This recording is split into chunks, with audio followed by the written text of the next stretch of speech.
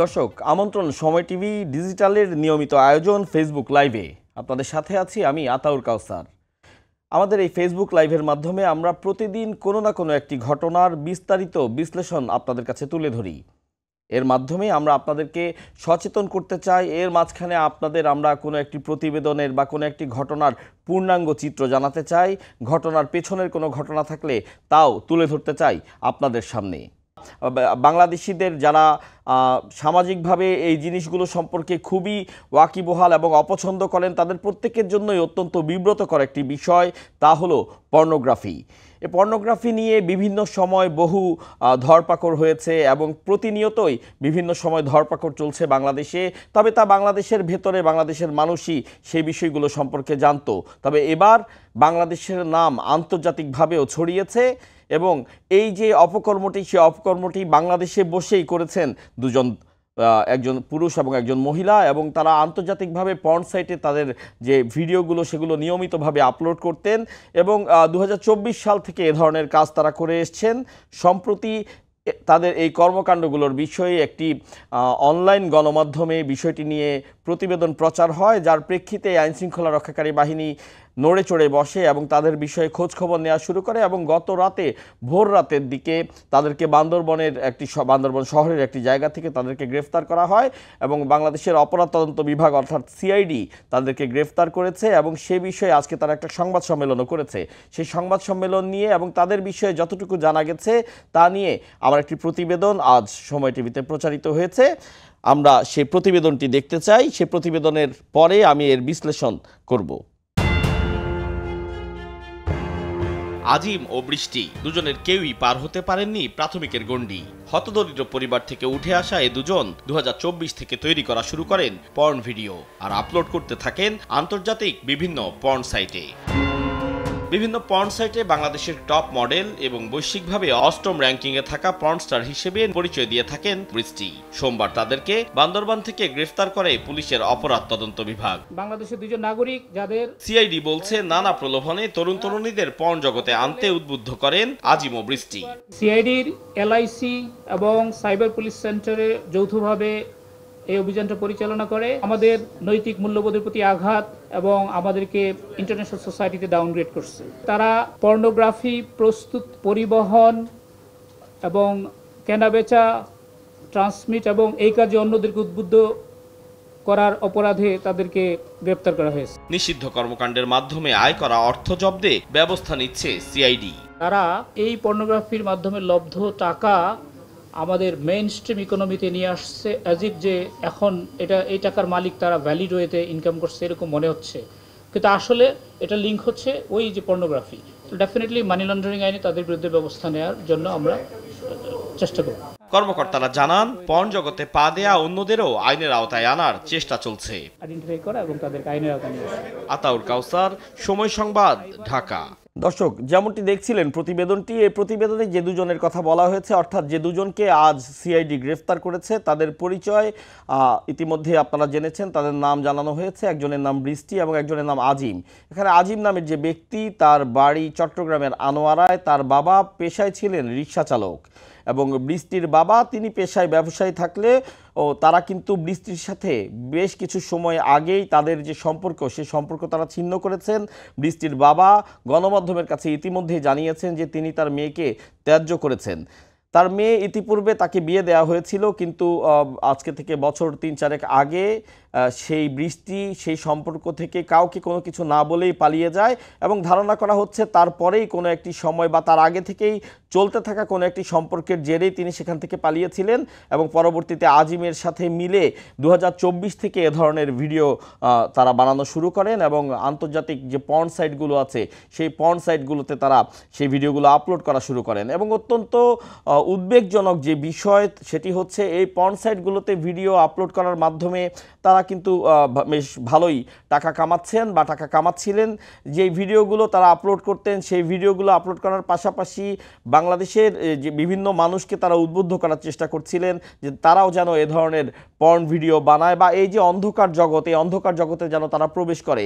এবং খুব উদ্বেগজনক একটি বিষয় হচ্ছে বেশ কিছু ছেলে পেলে বা বেশ কিছু মেয়ে তাদের আহ্বানে সাড়া দিয়েছেন এবং এক সময় সেই যে প্রতিবেদনটির কথা বলছিলাম যে গণমাধ্যমে তাদের এই অন্ধকার জগতে পা দেয়া এবং তাদের পর্ন সাইটে তাদের ভিডিও আপলোড করা, ওভারঅল তাদের যে কর্মকাণ্ড, এই কর্মকাণ্ড নিয়ে যে প্রতিবেদন বা যেই প্রতিবেদনটি প্রকাশ হয়েছিল, সেই প্রতিবেদন প্রকাশের আগে সে সাংবাদিক তাদের কাছে জানতে চেয়েছিলেন যে তারা যে বিভিন্নভাবে বিভিন্নজনকে উদ্বুদ্ধ করে সেখান থেকে কী ধরনের ফিডব্যাক তারা পান। তো সে সময় সে প্রতিবেদককে তারা কিছু স্ক্রিনশটও দেখিয়েছেন, যে স্ক্রিনশটে দেখা গিয়েছে কোনো একটি ছেলে সে জানতে চেয়েছে যে আমি কিভাবে এ জগতে আসতে চাই, আমি কিভাবে এ জগতে আসতে পারি, আমি এ জগতে আসতে চাই। অনেক মেয়েও তাদের পরিচয় দিয়ে জানতে চেয়েছেন যে তারা কিভাবে এসব জগতে আসতে পারেন। এবং যে প্রতিবেদক, সে প্রতিবেদক তার এক মেয়ে সহকর্মীকে দিয়ে এই যে পর্ন স্টার যারা নিজেদেরকে দাবি করছেন, সে আজিমের কাছে ফোন দিয়েছিলেন। সেই তার যে নারী কলিগ, সে কলিগ ফোন দিয়ে বলেছিলেন যে তিনি এ জগতে আসতে চান, অর্থাৎ মোট তাদের কাছ থেকে বিষয়টি তুলে আনার জন্যই তার এই চেষ্টা ছিল। এবং তখন তাকে জিজ্ঞাসা করা হয়েছিল যে তিনি বিবাহিত নাকি অবিবাহিত।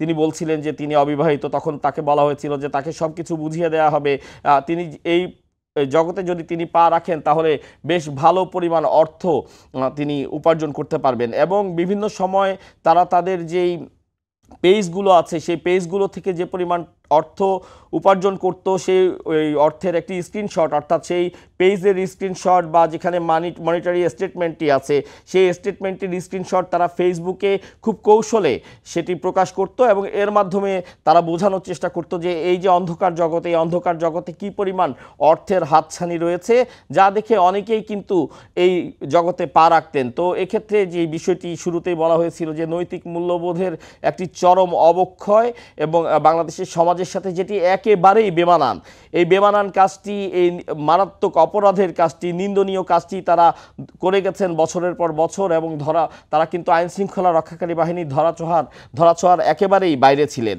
যা নিয়ে আজকে সিআইডির কাছেও আমাদের প্রশ্ন ছিল যে কেন তারা এতদিন ধরাছোঁয়ার বাইরে ছিলেন, আর এখন যারা উদ্বুদ্ধ হচ্ছেন তাদেরকে ধরাছোঁয়ার জন্যই বা তাদেরকে ধরার জন্যই সিআইডি কী ধরনের ব্যবস্থা নিচ্ছেন। তো সিআইডি স্বীকার করেছেন যে ইতিপূর্বে তারা ধরাছোঁয়ার বাইরে ছিলেন, তারা অনেক বিষয় সম্পর্কে হয়তো ওয়াকিবহাল ছিলেন না। আমাদের মাধ্যমে অনেক সময় অনেক বিষয়ে তারা ওয়াকিবহাল হন এবং ওয়াকিবহাল হওয়ার পরে কিন্তু তাৎক্ষণিক এবং খুব কঠোর ব্যবস্থা তারা নিয়ে থাকেন। এবং আজকের ঘটনাটিও তেমন। তারা বলছেন যে গণমাধ্যমে প্রকাশের পরে তারা বিষয়টি জেনেছেন এবং জানার পর থেকে তাদের সাইবার টিম এবং এলআইসি তারা উভয়ে মিলে অভিযান পরিচালনা করে এদেরকে ধরেছেন। এবং এদেরকে ধরার মাধ্যমে কিন্তু জিনিসটি শেষ হয়ে যাচ্ছে না, হুঁশিয়ারি দিয়েছেন। তারা বলেছেন যে আজকে যে ধরেছে এটা হচ্ছে যারা এখনও এই জগতে পা দিয়ে চলছেন এবং যারা একই সাথে এরপরে কখনো এই জগতে আসার চিন্তা করছেন, তাদের উভয়ের জন্য, তাদের প্রত্যেকের জন্যই আজকের এই ঘটনাটি একটি সতর্কবাণী। সিআইডি সতর্ক করে দিচ্ছেন তাদেরকে যে কোনোভাবেই কিন্তু তাদেরকে ছাড় দেওয়া যাবে না। এবং একই সাথে তারা যদি মনে করেন যে এই যে অর্থ তারা উপার্জন করছেন, সেই অর্থ উপার্জন করে তারা বেশ ভালোভাবে চলতে পারবেন।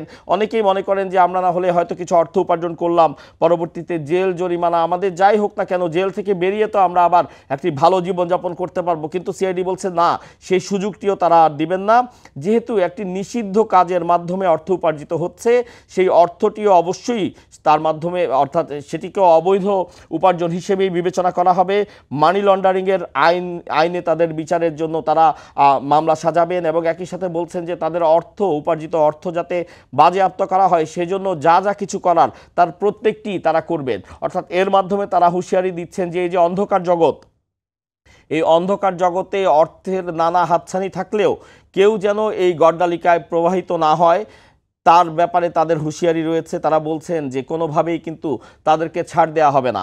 এবং ইতিমধ্যে যারা এ ধরনের কাজে সংযুক্ত হয়েছেন তাদের ব্যাপারে তারা বলছেন যে আজ যে দুজনকে তারা গ্রেফতার করলেন, এদেরকে রিমান্ডে নেবেন, আরও কঠোর জিজ্ঞাসাবাদে তারা যাবেন, আরও বেশ গভীর জিজ্ঞাসাবাদ করে তাদের কাছ থেকে কিন্তু তারা এই তথ্যগুলো বের করবেন যে কারা কারা এ ধরনের কাজে জড়িত হয়েছেন। এবং যারা এ ধরনের কাজে জড়িত হয়েছেন তারা আশাবাদ ব্যক্ত করছেন একজনকেও কোনোভাবে ছাড় দেওয়া হবে না। অর্থাৎ অর্থাৎ এই যে প্রলোভন হলেই একটি প্রলোভন দেখেই যে সেখানে গা ভাসিয়ে দেওয়া যায় সেই বিষয়টি কিন্তু না। আপনার অবশ্যই সচেতন হতে হবে যে সামান্য কিছু অর্থের জন্য আপনি কিসে বা কী ধরনের কাজে নিজেকে নিয়োজিত করছেন।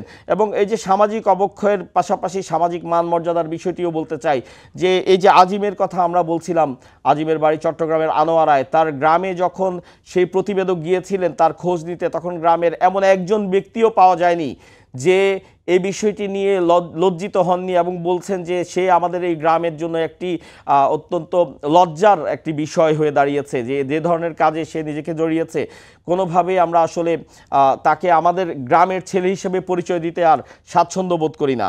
এবং বৃষ্টির বিষয়টি এর আগেও বলেছি, তার পিতা তাকে ত্যায্য করেছেন, তার পরিবারের কেউই তার সাথে আর যোগাযোগ রাখছেন না। তো কাজে এ ধরনের অন্ধকার জগতে পা রেখে যে আপনি খুব ভালোভাবে চলতে পারবেন বিষয়টি কিন্তু তা নয়। আপনার পরে আইন শৃঙ্খলা রক্ষাকারী বাহিনী নিয়মিত নজরদারিতে থাকবে এ ধরনের কর্মকাণ্ড যাতে কেউ করতে না পারে, এবং করলে আপনি অবশ্যই আইনের আওতায় আসবেন, আইনের মাধ্যমে বিচারের সম্মুখীন হবেন, এবং একই সাথে সমাজে আপনি যে নিন্দনীয় হওয়ার যে বিষয় সেটি তো থাকছেই। তো তাই আজকের যে ঘটনাটি ঘটেছে, সিআইডি কিন্তু এর মাধ্যমে মানুষকে বলছেন যে এর মাধ্যমে মানুষ সচেতন হওয়ার একটি সুযোগ এসেছে যারা এ ধরনের কাজে নিজেকে নিয়োজিত করছেন, এবং একই সাথে সচেতন হওয়ার জায়গায় এসেছে যে আপনার পাশে আপনার প্রিয়জন, আপনার আপনজন কেউ যাতে এ ধরনের কাজে নিজেকে জড়িয়ে না ফেলে সে ব্যাপারেও আপনি সতর্ক থাকবেন, সচেতন থাকবেন। এবং যে কথাটি বলেই শুরু করেছিলাম আজকের এই আমার প্রতিবেদনটি এবং আজকের এই ফেসবুক লাইভটি, যে আপনাদেরকে সচেতন করা, কোনো একটি ঘটনার পেছনের ঘটনা আপনাদের সামনে তুলে ধরা, এই সব কিছুই আমাদের শুধুমাত্র দর্শক আপনাদের জন্যই করা, যেন আপনারা সচেতন হন, যে কোনো ধরনের ক্ষতির হাত থেকে বেঁচে থাকতে পারেন। তো এ ধরনের পরবর্তীতে অন্য কোনো প্রতিবেদনে আপনাদের সাথে আবারও দেখা হবে। আমরা চাই আপনারা সচেতন থাকুন, ভালো থাকুন। ধন্যবাদ।